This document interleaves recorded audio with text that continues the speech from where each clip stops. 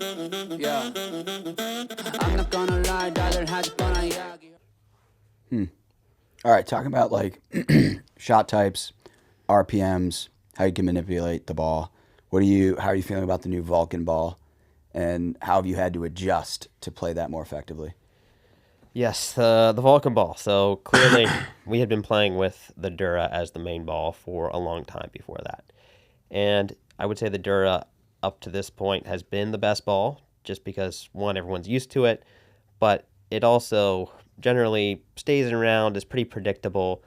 We had some issues with the quality control with it not staying in round at times, but overall, I would put it as the ball that was most preferred by the pros overall. The Vulcan ball came in, and clearly they've been developing this for a while, and it has some real positives to it. I really kind of like how it feels on the paddle. It's easy to see with the green color. The spin, the speed, I all don't mind those things. And the only one issue that it has right now, or it seems to have for the first three tournaments, is it does seem to go out of round quite quickly. Or it's subject to that, depending on the conditions. I do know that Vulcan was working to fix that issue, so we're hopeful that the balls can stay round at least for longer. We've been rotating the balls out after every single game, so certainly that does help. It only needs to last 10 to 20 minutes before it's going to be cycled out. So we're all hopeful that the Vulcan ball can continue to be used and improve as time goes along. So you would anticipate them coming out with some sort of variation of the current ball? It's certainly very possible. I know that they're looking into different things they can do. The durability, meaning the out of round problem, is something they recognize that they can improve, and certainly the feedback from the players has been good in some ways, and then in that particular way, it's a little bit lacking. So creating a good ball is not an easy task. We're not saying it is, but clearly they want the feedback. The PPA wants feedback on really anything equipment related, whether it's paddle testing or the ball that they use. So the players have been vocal in their feedback, and I think that's going to help Vulcan create an even better ball. Interesting. I don't know. Tyler said that they don't go out around. Well, he might be biased considering he is sponsored by Vulcan. I'm just going to point that out. Who's to say, honestly? Do you think that, I think we have seen an inordinate amount of upsets so far this year. Would you agree with that? I guess I'd have to look at past years as well to really say yes or no, but we can say that, yes, there have definitely been some upsets that you would not expect in the first three tournaments. It's not like everything has gone according to plan. Sure. Do you think this change of ball is contributing to that at all? I would definitely say it could be a factor. The ball that you play with has a much bigger effect than you would think, especially in the different weather conditions. So you might think, oh, well, you play with this new ball for a week or two, and it's relatively easy to get used to. I mean, look at what the pros did at Nationals or U.S. Open. They can adjust to the Franklin ball, no problem. There was that week last year where we had to have that basically 3-day turnaround between MLP and Nationals, where you're using a completely different ball. That being said, I do think that it takes more time to get used to using a ball in a variety of conditions, whether it's dry, whether it's humid, whether it's cold, whether it's hot. It's not like you can just reprogram the feel you have for the ball in every environment. That takes time, and then also trusting it under pressure. We've been playing with the Dura ball for years now. Like, we know exactly how it performs in basically every condition, whether it's humid, dry, cold, hot, somewhere in between. It really does affect the ball, and you can talk about this as well. It changes how you play the game. It changes how it feels on your paddle. And certain players do better than others in different conditions. I mean, somebody like Matt Wright loves when the ball is cold, when it's fast, and he plays well indoors. Versus somebody like myself, I like the ball to be a little bit slower. I always play relatively well with the Franklin ball or a soft Dura ball. I feel like it suits my style. So it makes a difference, and I think that's something that's a little bit overlooked when the ball is changed. You can't get used to it in a week or two because you're not going to be playing with it under pressure in a variety of different conditions. Do you think that's potentially contributing to some of these upsets, just because this is the first time everybody's played with this ball at the Hyundai Masters or Mesa with a more sort of slippery court, or Desert Ridge?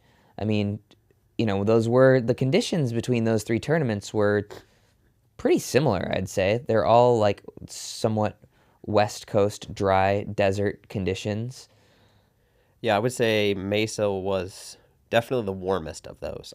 When I played outside during the day, the ball was definitely the softest, much softer than Desert Ridge or at the Masters. So that did vary a little bit, but we haven't been to somewhere like Florida where it's been really hot and humid, and to see how the ball reacts. So it'll be interesting to see when we do that, how does the ball play? But to answer your question, I do think it has something to do with the upsets. Anytime you level the playing field, whether it's changing the ball or changing the paddles or making it really windy, where it's a new condition that not everyone is used to, I think that levels the playing field enough to where the teams that are not favored have a better chance to win. Mm-hmm. One more question about the ball, at least for me. I don't know what you have, Tommy, but how would you, other than the out of round or versus breaking, how would you compare the way this plays to a Dura? And let's say, obviously we know that conditions is huge, but in perfect indoor conditions, how would you compare the Vulcan ball to the Dura? I would say I do have to play with it more to have a really good, thorough understanding of it, but here's my take on it. In particular conditions, because I don't know that you could say perfect conditions, because perfect conditions mean a set of conditions. So let's just say a colder, faster environment. So like what you're saying, when we play in Minneapolis with the ball, how is the ball going to play? I would say it's relatively rubbery, so it really tends to play fast and rebound quite a bit. So that is conducive to aggressive play. The spin is quite good. So when the ball is cold and it's fast conditions, it may play faster than Dura. Maybe not, but I would say it's at least very close. And then if the ball gets very soft, so based on what I played with in Arizona and Mesa, outside when in the sun, I would say that it plays actually softer than Dura. So whatever the conditions are, I feel like they're accentuated when you play with the Vulcan ball. If it's cold, it plays really fast. If it's warm, it plays very slow. So I'll have to play with it more, but that would be my take on it right now. Mm-hmm. It seems like it's more weather dependent. It is more weather dependent than the Dura. I would say, yes. I've had a similar experience with faster in cold conditions, slower in warm conditions, but still pretty limited sample size. Yes, limited sample size. And for those of you listening, it might sound a little extreme. You're like, how much could the ball really affect play? It comes down to reaction time, because when you're talking split seconds, if the ball is marginally faster, if it's 5%, 10% faster, when you're talking, a quarter of a second, that starts to make a difference. And that can be a difference between getting your paddle on the ball or not, and a match being won and lost. So that's the reason I feel like the ball is so important, as well as something like the power of paddles, etc. Okay. Dura in 30 degrees versus Dura in 100 degrees in humidity. How much faster as a percentage is the ball coming at you? Kitchen line to kitchen line. Man, I hope I don't throw a bad estimate out there. It feels to me like 20% faster. That could be a little much. Maybe it's closer to 15%, but to me, it feels significant. And to me, 20% would be in the neighborhood of what it feels like. Yeah, that's fair.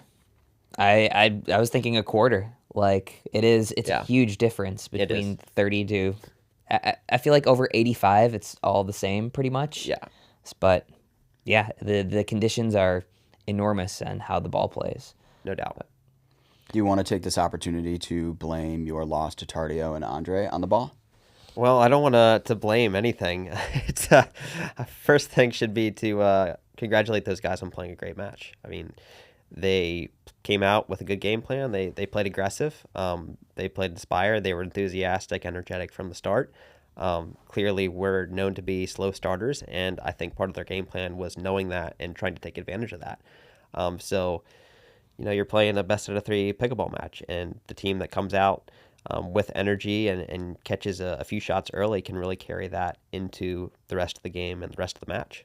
So credit to them for coming out and playing that well. And they not only beat us, but they carried that momentum into the next match. Because a lot of times you can have a letdown after you have a big win and then lose in the quarterfinals. And they beat Pat and Jay. And not only that, they went on to beat Riley and Thomas in the semis. So they had a great run. They both played well, and well done to them. So in retrospect, Hey, what's up, bro? Hey, you into pickleball at all? You into pickleball? No? All right. I've got a nice little side hustle going here. I basically just show up at pickleball courts and I bring some products that they might need, and I slang pickleball products. With pickleball being such a hot sport right now, there's a lot of different products coming out and it's hard to keep up with. So I just basically bring the products directly to the customer right here. Hey bro. Hey, you're looking thirsty out there. You need one of these ice shakers?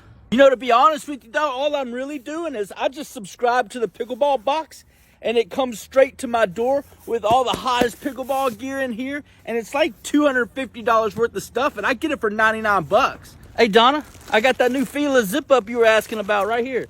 Yeah, that pickleball Fila zip up, yeah. Yo, these pickleball junkies, man, once you give them a taste of that new product that they got coming out, they can't get enough of it.